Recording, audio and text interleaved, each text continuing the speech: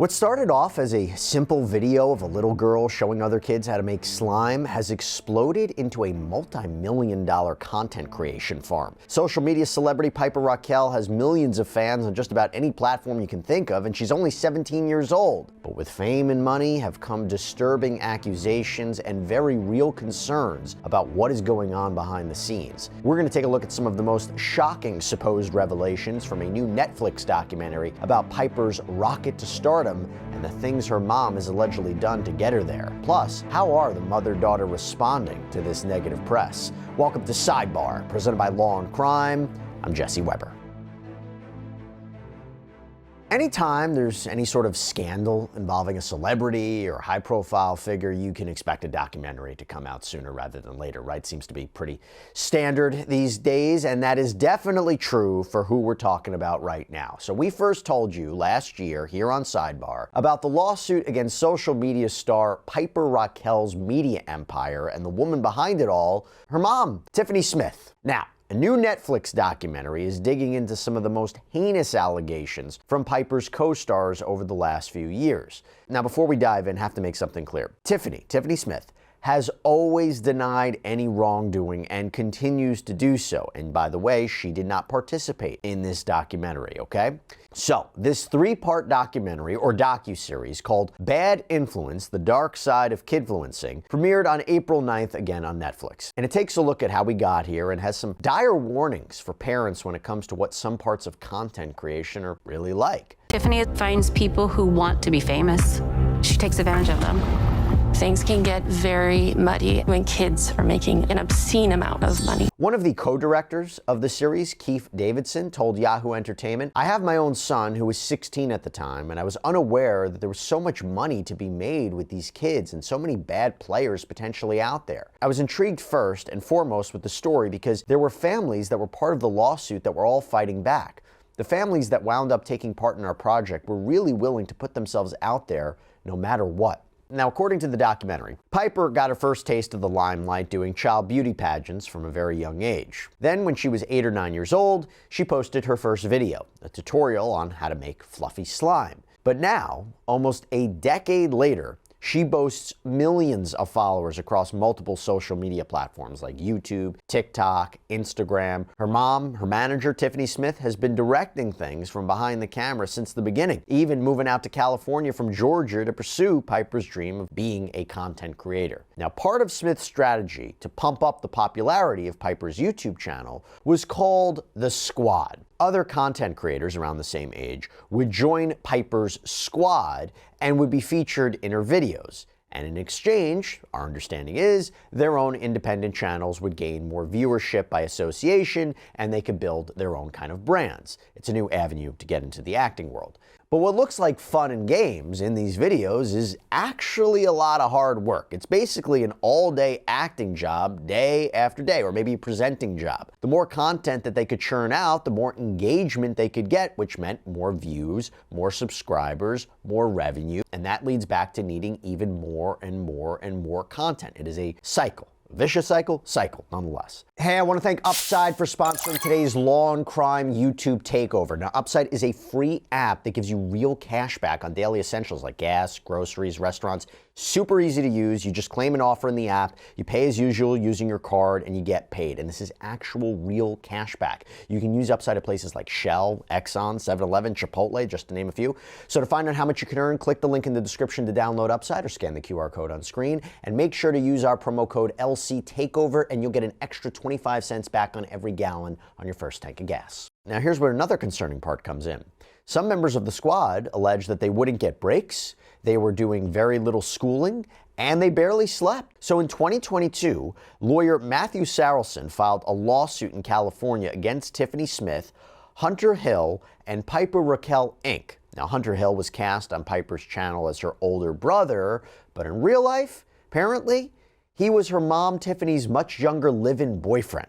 He also shot and edited the videos and was considered what seems to be their YouTube guru. Now, Smith was pulling in some serious money here, upwards of $500,000 a month at times. There is a lot of money in the YouTube business.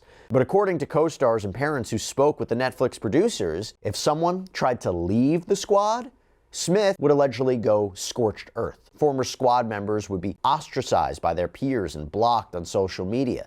In fact, a video featured in the documentary showed Piper and remaining members of the squad going through and blocking their former friends in real time, explaining to the audience that they were gone and they weren't coming back. Now, the 2022 lawsuit was filed on behalf of 11 former squad members between the ages of 10 and 16, who collectively made more than 800 appearances on Piper's channel, which has more than 500 videos. The plaintiffs made 10 overarching claims. Some of those were related to labor and earnings. So, for example, intentional interference with contractual relations or intentional interference with prospective economic advantage.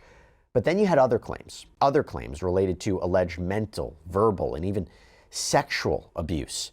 Now, in one of the most jaw-dropping moments of the series, you got one squad member, Corinne Joy, and her mom, to be more specifically, reveals that her daughter, not even a teenager yet, had a shocking question for her. Corinne came home and asked me why old men like to smell underwear.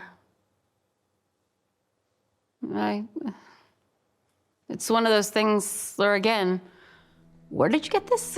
Yeah. So according to a story that was relayed by Corinne and her mom, Tiffany was allegedly taking Corinne home one day and said she needed to swing by the post office. And when they got there, Corinne alleges that she spotted an open box that Tiffany planned to ship out, and that allegedly had Piper's underwear inside. So when Corinne asked about it, according to her, Tiffany was apparently nonchalant in explaining that men online like to buy Piper's worn undergarments. According to interviews in the documentary, Tiffany allegedly tried to play it off like it was no big deal, and when Corinne's mom questioned her about it, Tiffany told her to stop being so dramatic. Now, Tiffany had since said that this never happened, that while she did have a deal with Poshmark to sell Piper's clothing, she never sold any kind of undergarments. Now, that horrific accusation goes hand in hand with Piper's apparent progression from innocent tween to a much sultrier and even more seductive teenager. I can't believe I'm saying this, but given her age, what we're seeing online, I mean, if you go to Piper's pages now, they're really no longer filled with silly prank videos and social media challenges. Instead, much of her content centers around her relationship with a fellow cast member, and many of her posts are sexually coded, feature seductive dances, poses, or arguably that's what it looks like. And that's content that you can find absolutely all over the internet. But Tiffany has been called out on multiple occasions for allowing her young daughter to take part in that kind of content and maybe pushing her to do more of it. Now, in the legal complaint that was filed out in California, the plaintiffs allege, quote, Miss Smith would often boast to plaintiffs and others about being the madam of YouTube and a pimp of YouTube, and that she, quote, makes kiddie porn. But Tiffany's allegedly inappropriate conduct wasn't just aimed at what the kids were doing in front of the camera. No, here's another allegation, that behind the scenes, the plaintiffs, some of whom were featured in the documentary, they claim they were subjected to all sorts of unprofessional behavior. For example, the filing states, Ms. Smith also frequently pushed, pulled, struck Corinne D, and yanked her hair while on and off set. Quote, during a thumbnail photo shoot for a YouTube video, Ms. Smith demanded that plaintiff Sophia F. take her clothes off and ultimately made it appear that Sophia F. was fully naked. Ms. Smith also frequently told the male plaintiffs to take their shirts off for photos and videos because sex sells. For purposes of creating thumbnail photos for Piper's YouTube videos, Ms. Smith would frequently tell plaintiffs, including Piper,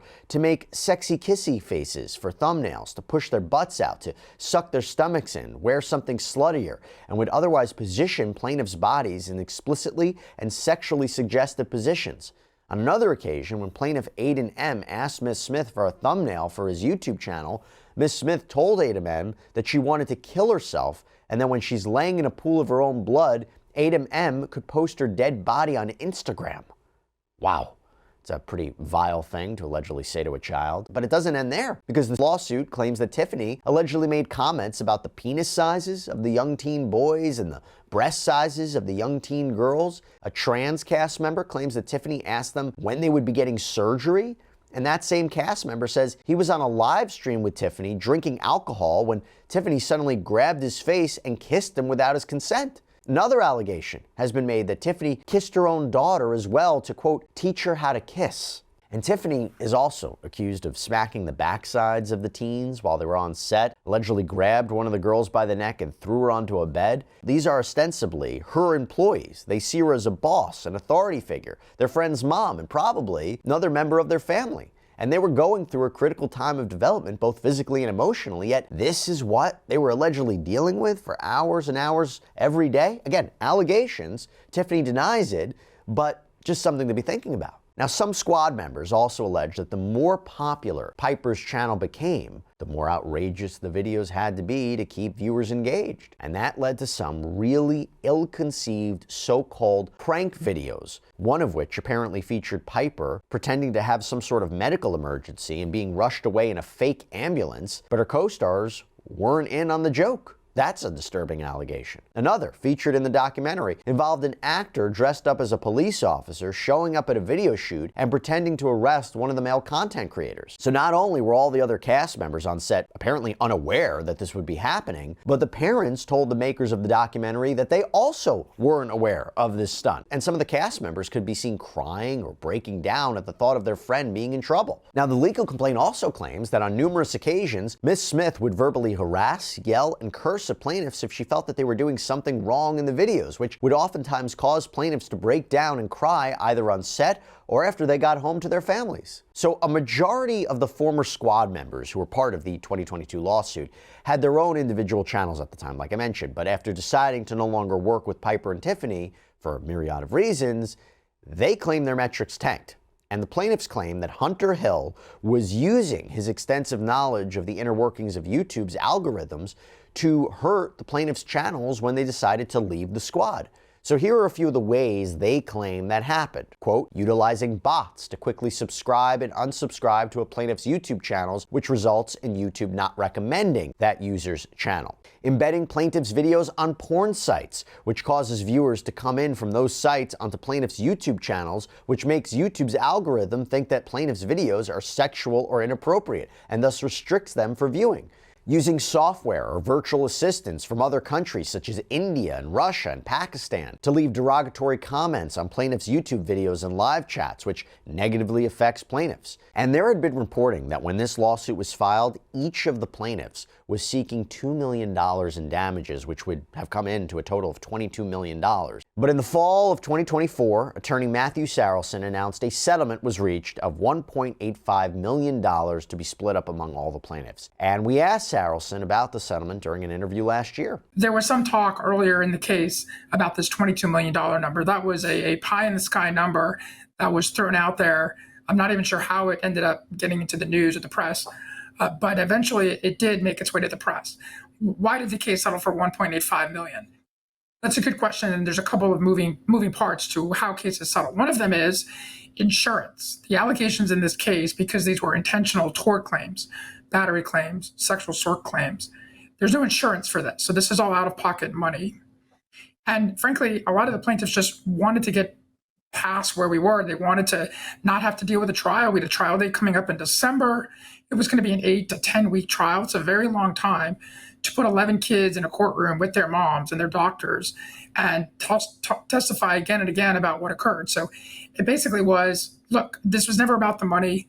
1.85 being paid by Tiffany, by the mom, fine. Let's take the money, let's move on. They're all just more concentrated on future events. By the way, Tiffany filed a $30 million countersuit claiming that the former cast members were trying to extort her, but that lawsuit was dropped. Now, once the squad's lawsuit was settled, Tiffany released a statement to People magazine stating, obviously, we didn't do anything that was alleged, but sadly, money is a big motivator for certain personalities in this world. We made the decision to put this behind us because honestly, prolonged litigation would be even more harmful and painful to everyone involved, which includes kids. Piper is a minor and has already been through a great deal of unnecessary and harmful scrutiny, so we prioritized mental health and made the decision to put this behind us and focus on the next phase of her career. And after the docuseries dropped, Piper shared this statement with USA Today, saying, quote, honestly, I just want to move on from all of this because it's really painful to deal with every day, and not surprisingly, my mental health has suffered more than anyone knows. My mom did not do any of those things that they said, and I'll stand by my mom to the end. Now again, serious allegations, but given that settlement and also given these comments from Tiffany and Piper, who knows what really happened. And I will tell you also, Piper has been a little bit more cagey about things on social media, though. She's made several posts that seem to allude to the claims made in the documentary and the fact that many of her former friends chose to participate in it. Because alongside one video on Instagram's Threads, Piper posted, "Coming from someone that's lost a lot of friends, it's really not that deep." In another, she wrote simply, "What's done is done," with a broken heart emoji. In a third, the video includes text of an apparent question from a viewer, "Will you still be my friend if I watch the doc?"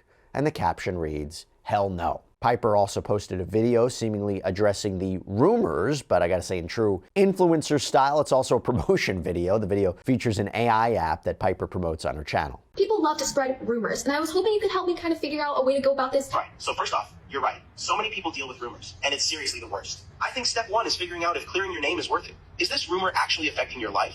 This rumor, unfortunately, has kind of hurt my lifestyle in a lot of ways, but I've just kept going as much as I possibly can. Is it worth trying to tell the truth to everyone that believes this rumor, or should I just brush it off? Honestly, if the rumor's really messing with your life, it's worth clearing the air. But pick your battles. Maybe focus on the people whose opinions actually matter to you. Do you think that karma is real and people who do bad things are going to have it come back to them?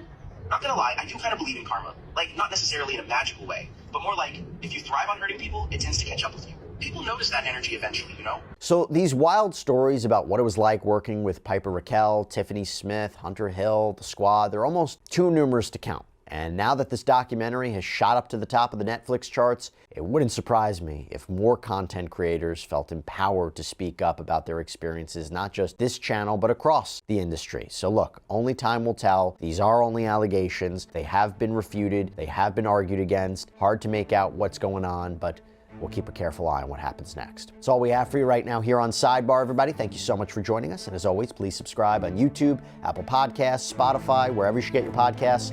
I'm Jesse Weber. I'll speak to you next time.